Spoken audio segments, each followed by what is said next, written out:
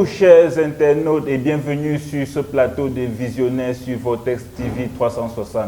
Lors d'une précédente émission que vous avez certainement vue sur la chaîne, nous avons reçu le comptable M. Fokwa et après son passage, on a eu beaucoup de questions que vous avez posées, que ce soit par appel, que ce soit par SMS.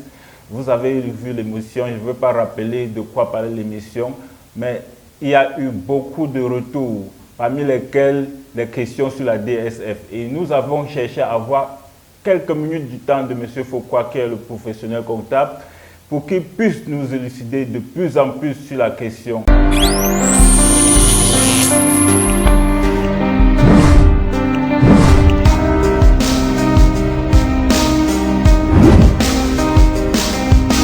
Alors, Monsieur Fokwa, bonjour et bienvenue sur le plateau de Vortex TV. Bonjour, Coach Rostand. C'est toujours un plaisir pour moi de me retrouver sur ce plateau pour discuter avec vous, Coach Rostand, sur des questions qui concernent notre domaine. Oui. Il s'agit pour moi de donner mon point de vue sur certaines questions et je précise encore juste une modeste contribution justement pour l'évolution du métier. Vous n'allez plus vous présenter puisque les internautes de Vortex TV vous connaissent déjà. On va justement commencer par la première question réservée à votre endroit, M. Fokwa. Oui. C'est quoi la DSF?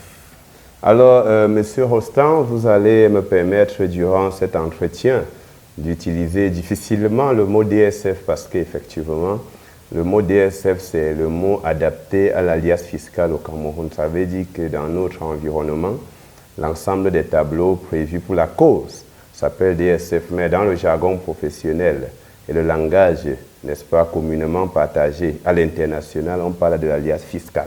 Alors, je vais vous donner une définition sans doute différente des définitions que nous entendons au quotidien, au moins ce que j'entends, oui, au niveau des plus jeunes confrères. Oui. Alors, l'alias fiscal, c'est un ensemble des tableaux, n'est-ce pas, déposés à l'administration fiscale chaque année, qui permet aux contribuables de calculer les impôts et de fournir à l'État des éléments ayant contribué au calcul des impôts définitivement déclarés. Il faut préciser que les bases juridiques de l'alias fiscal, c'est exactement l'article 18 du Code général des impôts, pour ce qui est des impôts sur les sociétés, et 74 pour l'IRPP, bien évidemment, plus loin la TVA et autres. Donc c'est un ensemble de tableaux, à la fois tableaux comptables et tableaux fiscaux, y compris des commentaires, qui permet à l'entreprise de rendre compte à l'État et surtout de calculer à travers les tableaux fiscaux, l'impôt définitivement dû et faire des comparaisons, si vous voulez, avec les minimums de perception versés. Question de savoir s'il y a des restes, justement, c'est-à-dire un solde d'impôt à payer, ou si l'impôt annuel est égal au minimum de perception. Vous parlez des tableaux. En fait, il s'agit justement des états financiers, si je veux dire comme cela. Oui. C'est-à-dire les états financiers, c'est-à-dire les fiches d'identification, ensuite les états financiers comptables. Les états comptables comme le bilan, le compte de résultat, le tableau des flux, les notes annexes, sont ces états financiers qui, n'est-ce pas, sont issus de la comptabilité élaborée par des professionnels que la fiscalité camerounaise, justement, a ajouté quelques tableaux, les tableaux CO et les tableaux TF, pour adopter et arrêter, n'est-ce pas, ce que nous appelons l'alias fiscal dans le jargon professionnel et communément appelé la DSF. D'accord. Monsieur Fokwa, moi particulièrement, quand je parcours les rues de la ville de Yaoundé, je vois sur les panneaux, sur les plaques ou bien sur les poteaux électriques, on a collé, nous confessionnels, les DSF à 30 000, à 50 000, contactez-nous. Et j'aimerais comprendre, est-ce qu'une DSF peut se faire à ce montant-là, M. Fokwa? Coach Rostand, je dois vous répondre en vous disant que exactement ce de quoi ces gens parlent, ce n'est pas de l'alias fiscal dont je parle aujourd'hui. Ils parlent de quoi? Ils parlent forcément d'autres choses. C'est vrai qu'ils utilisent le mot DSF parce qu'ils parlent de montage et de DSF. Vous savez, lorsqu'on dit déjà montage, Première chose, il faut remarquer cela. Ça traduit quelque chose de faux. Parce qu'on ne monte pas les chiffres.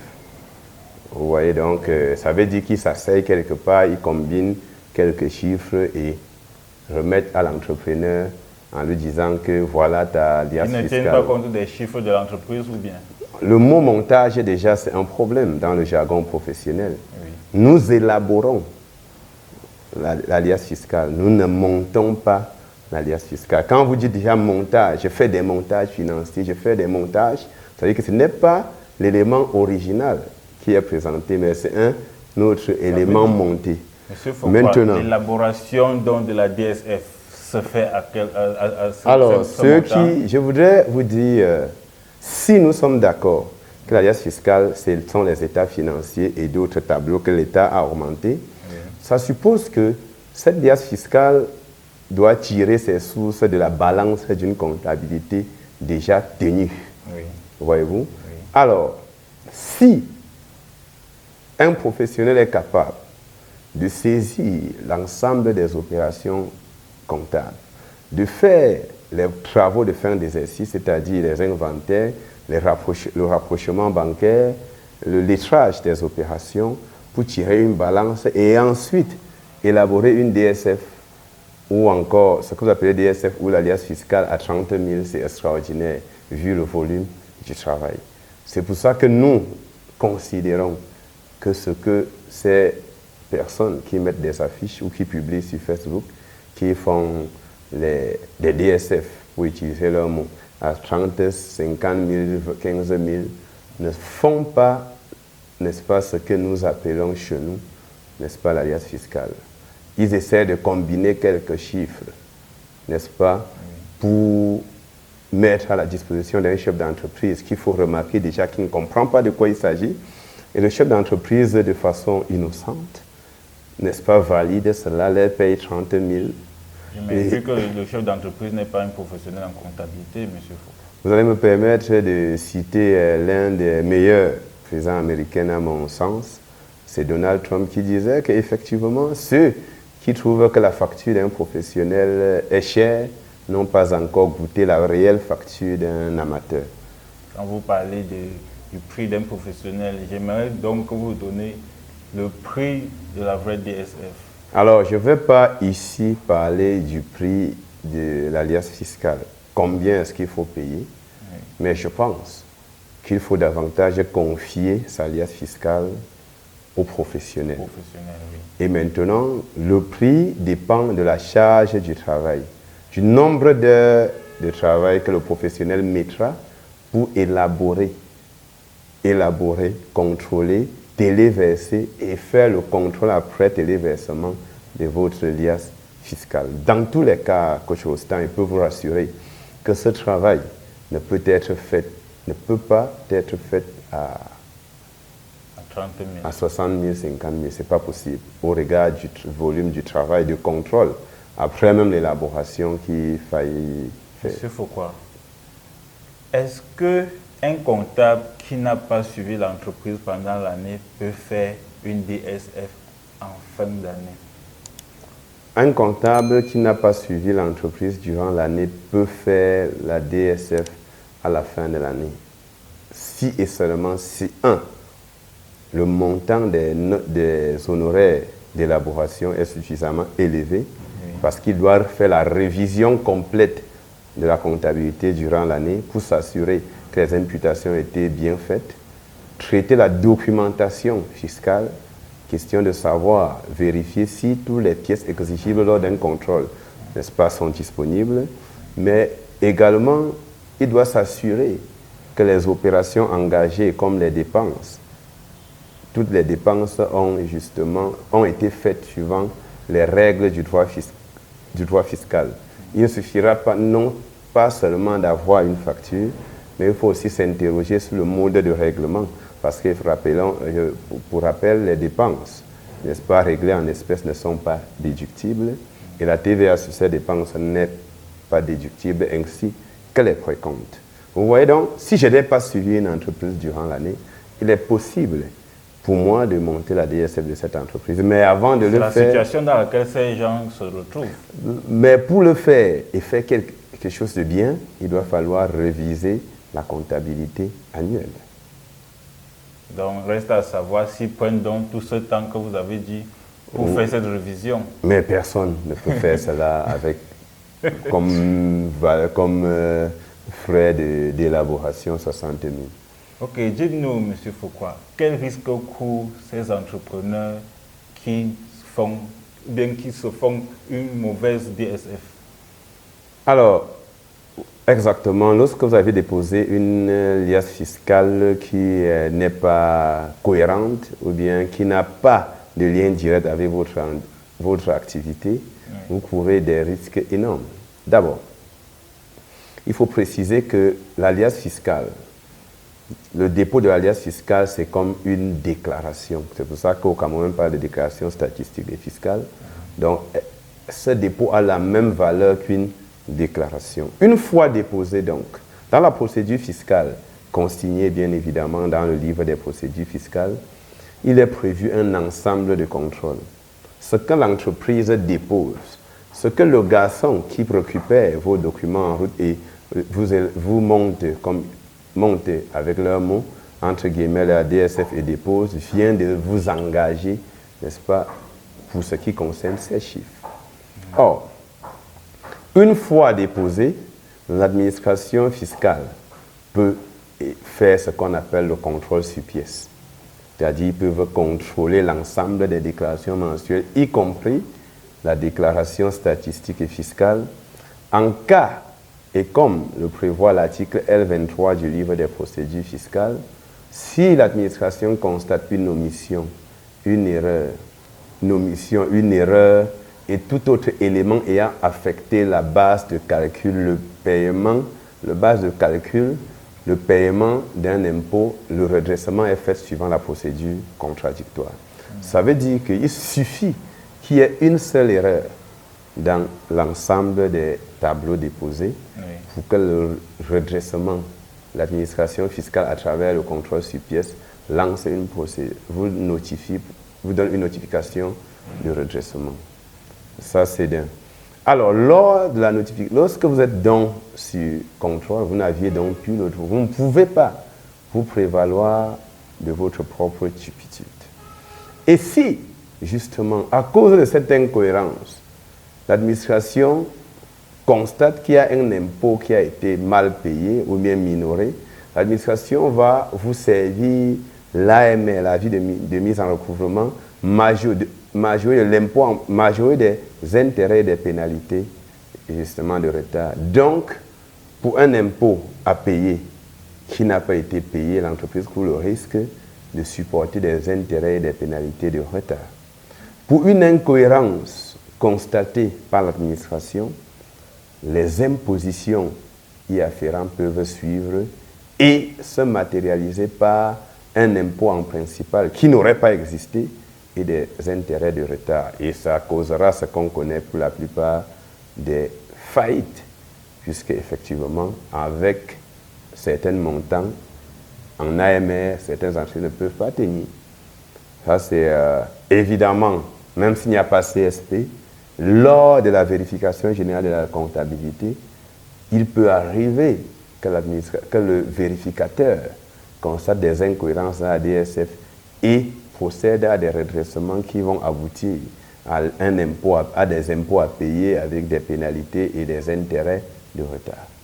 Donc, pour dire le risque principal, c'est la faillite suite à une impossibilité pour l'entreprise de payer, n'est-ce pas, le montant de l'AMR qui peut lui être tendu, en sachant que l'État, à travers, n'est-ce pas, ses moyens de répression et de recouvrement, peut user de tous les moyens, y compris la saisie de vos avoirs en banque, de votre patrimoine personnel, pour entrer en possession des impôts qui vous sont réclamés. Alors, voilà. Et quand l'entreprise ne pourra pas payer, vous avez utilisé une expression technique. L'AMR, l'avis de mise à recouvrement. Oui. Il pourra tout simplement déclarer faillite, qui est un grand risque que les entrepreneurs courent. Même si vous déclarez faillite ayant l'AMR, l'État doit user de tous les moyens pour recouvrer les impôts que vous devez. Oh. Avis aux entrepreneurs qui se font une DSF à des inconnus ou bien à des personnes qui n'ont pas suivi l'entreprise pendant l'année et aussi qui ne prennent pas le temps d'organiser le travail tel que l'a si bien dit M. Pourquoi? Le phénomène que vous décrivez est assez dangereux, mais nous nous trouvons certainement à une période que beaucoup d'entreprises ont déjà déposé les DSF confectionnés par des personnes telles que vous le dites depuis le début de l'émission. Mais quel est le conseil que vous donnez à ces entrepreneurs-là, M. Foucault? Alors, Coach Rostand, certains entrepreneurs ont déjà déposé, ou certaines sociétés ont déjà déposé leur DSF, on dépose depuis des années, n'est-ce pas, font élaborer cela par des non-professionnels depuis des années. En réalité, ils courent tous, ces entrepreneurs-là courent un risque énorme, n'est-ce pas, de pénalités et de redressements élevés lors des vérifications d'impôts ou simplement des contrôles. Alors, il est possible, à date d'aujourd'hui, n'est-ce pas, de faire quelque chose. En effet, l'article L34 du livre des procédures fiscales, à son alinéa 2, précise effectivement que si l'entreprise elle-même, n'est-ce pas, constate qu'il y a des erreurs, des omissions ou encore des insuffisances dans ses déclarations, cette entreprise a le droit, n'est-ce pas, de corriger cette déclaration sans toutefois payer des pénalités, des intérêts de retard. Alors, pour ceux qui ont une gestion fiscale qui ne leur rassure pas, nous les conseillons de trouver des cabinets, des professionnels ou encore des cabinets qui ont une certaine expérience, comme Sans Publicité Blessing Consulting, qui peuvent justement faire auprès d'elles, n'est-ce pas, ce que nous appelons l'audit fiscal.